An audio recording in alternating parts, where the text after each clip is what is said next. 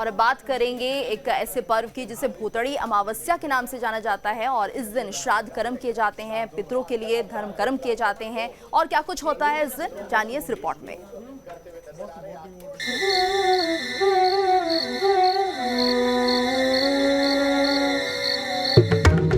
हिंदू धर्म में पूर्णिमा और अमावस्या तिथियों का है खास महत्व। शुक्ल पक्ष और कृष्ण पक्ष के हैं अपने अपने महत्व, लेकिन भूतड़ी अमावस्या का है अपना खास महत्व। हिंदू धर्म में पूर्णिमा और अमावस्या तिथियों का बहुत ही महत्व है। हिंदू पंचांग के अनुसार हर साल हर महीने में पूर्णिमा और अमावस्या तिथियां पड़ती हैं। पूर्णिमा शुक्ल पक्ष, अमावस्या कृष्ण पक्ष में आती है। इन दोनों पक्षों में आने वाली खास तिथियों में शास्त्रों के अनुसार साल में एक बार चैत्र कृष्ण पक्ष की अमावस्या तिथि को भूतड़ी अमावस्या के नाम से जाना जाता है और इसका सबसे अधिक महत्व है। भूतड़ी अमावस्या के दिन पूरे देश समेत मध्य प्रदेश में नदियों तालाबों में स्नान के लिए हजारों लोग पहुंचते हैं। इनमें से कुछ लोग ऐसे भी हैं जो ये मानते हैं कि भूतड़ी अमावस्या पर नर्मदा में स्नान करने से कष्ट दूर हो जाते हैं। इस मौके पर लोग ओझा बाबाओं के पास जाते हैं जो ये बताते हैं कि भूत प्रेत का साया है, फिर इसे उतारने का दावा करते हैं। लेकिन इसके पीछे धर्म, विज्ञान और मनोविज्ञान के अपने अपने दावे हैं। भूतड़ी अमावस्या को लेकर शास्त्रों की मान्यता। शास्त्रों के अनुसार 84 लाख में से एक योनि प्रेत की भी है। कुछ पंडित मानते हैं कि भूतड़ी अमावस्या का शास्त्र में कहीं कोई जिक्र नहीं। कुछ पंडित मानते हैं कि 84 लाख योनि में से एक प्रेत योनि होती है। जिसकी अकाल मौत होती है उसे प्रेत योनि मिलती है। जिसने जीवन भर पाप किए हो उसे प्रेत योनि मिलती है। इनकी उम्र 60 से 200 साल तक के बीच होती है। भूतों का निवास अंधकार में बनाया गया है। भूतों का मानव जीवन में दखल नहीं के समान है, लेकिन भूतों के रास्ते में आने पर असर पड़ता है। अमावस्या की रात सबसे अधिक अंधकार वाली रात मानी गई है। भूत प्रेतों के लिए भी एक तिथि अमावस्या तय की गई है। भूत बाधा की बीमारी को प्रेत ज्वर कहा जाता है। प्रेत योनि से निकालने के लिए वंशज को पिंडदान करना चाहिए। मेडिकल साइंस में भूत बाधा का मतलब क्या होता है? मेडिकल साइंस में भूत बाधा का मतलब दिमागी गड़बड़ी वाली बीमारी है। मेडिकल साइंस भूत प्रेत को नहीं मानता है। मेडिकल साइंस में इसे सिजोफ्रेनिया कहा जाता है। सिजोफ्रेनिया की बीमारी हर देश में होती है। हर देश में करीब 1% आबादी में सिजोफ्रेनिया के मरीज हैं। आमतौर पर यह बीमारी 15 से 30 साल की उम्र में शुरू होती है।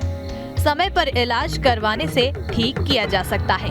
सिजोफ्रेनिया होता क्या है, ये भी समझ लीजिए। सिजोफ्रेनिया एक दिमागी गड़बड़ी से पैदा होने वाली बीमारी है। अच्छे डॉक्टर से इलाज कराने पर ये ठीक हो सकती है। ये बीमारी अनुवांशिक होती है। 1 महीने से अधिक सिजोफ्रेनिया रहता है तो इलाज करवाएं। सही समय पर इलाज ना होने से पेशेंट आम जीवन से कट जाता है। कुल मिलाकर माना जाए तो वो निष्क्रिय हो जाता है। अगर किसी को सिजोफ्रेनिया है तो शिकार मरीज क्या करता है ये भी जान लीजिए। सिजोफ्रेनिया का मरीज अजीब सी हरकतें करता है, जैसे देवियाना या भूत बाधा जैसी हरकतें करता है। तरह तरह के घटनाएं होने का जिक्र करता है। गुमसुम रहना, हंसने लगना, रोने लगना जैसी हरकतें करता है। कई बार कुछ पेशेंट रात में बिस्तर से उठकर चलने लगते हैं। दोहरी जिंदगी जीने के कारण पेशेंट अपना ध्यान नहीं रख पाता।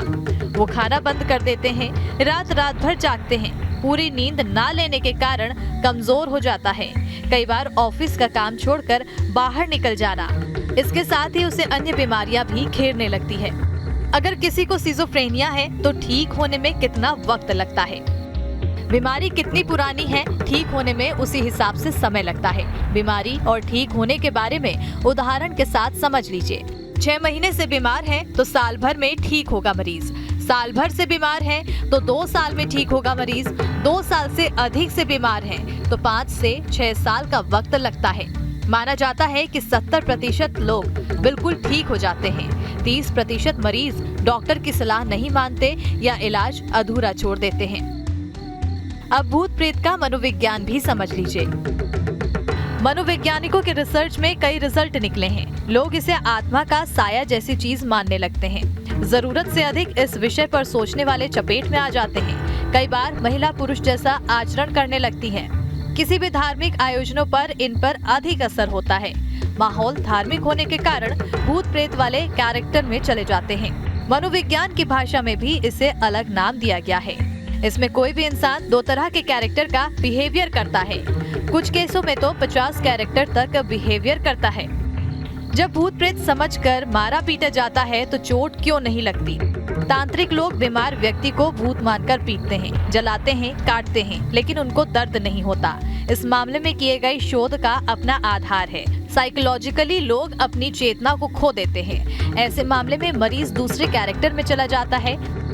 भूतड़ी अमावस्या के दौरान 20 साल पहले दिल दहलाने वाला हादसा भी हो चुका है और देवास के पास नर्मदा में सैकड़ों लोग बह गए थे।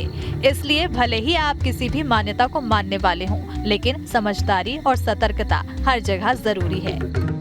Team news state.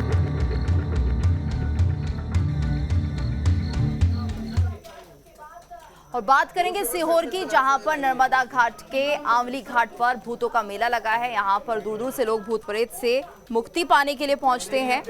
दरअसल यहाँ भूतड़ी अमावस्या पर लगने वाले भूत मेले में लोग दूर दूर से आते हैं, जहां नर्मदा में स्नान कर लोग पूजा पाठ और तंत्र मंत्र के जरिए भूतों को भगाते हैं। बड़ी संख्या में लोगों के पहुंचने पर प्रशासन भी एक्टिव दिखा और सुरक्षा को लेकर प्रशासन पूरी तरह से मुस्तैद रहा।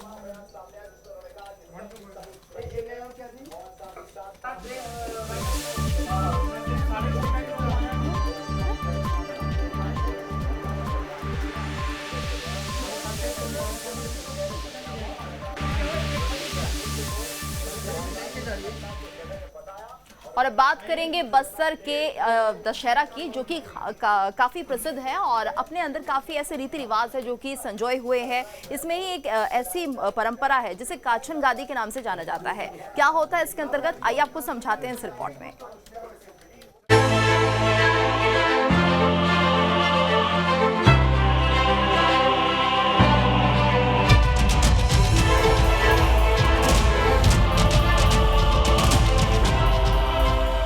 पचहत्तर दिनों तक लगातार चलने वाला दशहरा देश के बस्तर में मनाया जाता है और बस्तर में इसकी शुरुआत हुए अगस्त महीने से इसकी शुरुआत हो गई है। लेकिन आज सबसे महत्वपूर्ण रस्म इस बस्तर के दशहरे के दौरान मनाई जाती है। काचन गढ़ी में हम खड़े हुए हैं और काचन गादी एक रस्म का नाम है। बस्तर दशहरा सालों से अनेक परंपराओं, रीति रिवाजों और मान्यताओं को अपने आप में संजोए हुए है और इसकी परंपराएं आज भी अपने लोक कला के महत्व को दर्शाती हैं। ऐसी ही एक परंपरा है काछन गादी, जो कि बस्तर दशहरा की सबसे महत्वपूर्ण रस्म मानी जाती है। आइए देखते हैं कि काछन गादी इतना महत्वपूर्ण क्यों है। महत्वपूर्ण क्या है कि इस तरीके का एक स्टैंड है और इस स्टैंड में एक कांटे का झूला तैयार किया जाता है और कांटे का झूला तैयार करने के बाद यहाँ पर एक कुंवारी कन्या को यहाँ पर कांटे के झूले में झुलाया जाता है। बस्तर दशहरा की काछन गादी रस्म के पीछे की मान्यता क्या है, ये भी जान लीजिए। पीढ़ियों से यहाँ के जो राजा हैं बस्तर दशहरे की अनुमति लेने यहाँ पर पहुँचते हैं और इस बार जो कुंवारी कन्या है वो इस झूले में बैठेंगी और वो बस्तर दशहरे निर्विघ्न रूप से हो, कोई बाधा ना हो आए, इसके लिए यहाँ पर वो अनुमति जो है राजा को देंगी। काछन गादी रस्म निभाए जाने से पहले कई तरह की तैयारियां की जाती हैं। आइए हम आपको वो भी दिखा देते हैं। 2 बच्चियां आपको तस्वीर में दिखेंगी और ये काचन गादी रस्म निभाने की वो जगह है जहां पर देख सकते हैं कि किस तरीके से यहाँ पर पूरी तैयारी है। यहाँ पर धनुष है, माता के श्रृंगार का सामान है और यहाँ पर माता की चुनरी है। विशेष तैयारियां हैं, कई तरह की तैयारियां हैं। काछन गादी रस्म के तहत 6 साल की देवी स्वरूप कुंवारी कन्या के आशीर्वाद से बस्तर दशहरा पर्व मनाया जाता है और खास बात यह है कि ये कन्या कांटों के झूलों पर बैठकर दशहरे की परंपरा को निभाती है। ये वो 2 विशेष बच्चियां हैं जिनसे हम आपको मिलाने जा रहे हैं। ये 2 विशेष बच्चियां इसलिए हैं क्योंकि एक बच्ची है अनुराधा, जो पिछले साल तक इस झूले में बैठती थी और इस रस्म का सबसे बड़ा हिस्सा हुआ करती थी। और उसके बाद दूसरी तस्वीर में है दूसरी बच्ची पीहू, ये इस बार इस झूले में बैठने वाली। अब तक इस रस्म का हिस्सा बनती आई अनुराधा से ही जानते हैं रस्म के बारे में।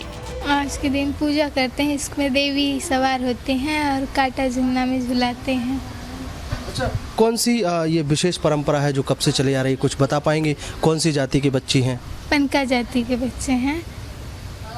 आज के दिन से दशहरे की अनुमति लेने आएंगे राजा महाराजा, उस समय क्या क्या तैयारी रहती है? वो पूरे देवधाम ही आते हैं और वहाँ पे काटा झुलना में झुलाते हैं तो अनुमति मांगते हैं। अब मिलिए 6 साल की पीहू से, जो इस बार इस रस्म का पहली बार हिस्सा बनने जा रही हैं। पीहू, आज आप पहली बार बैठोगी? हाँ, कैसा लग रहा है? अच्छा लग रहा है। डर तो नहीं लग रहा कांटों के झूले? नहीं। अच्छा, अभी आपने क्या क्या पहना है? ये साड़ी।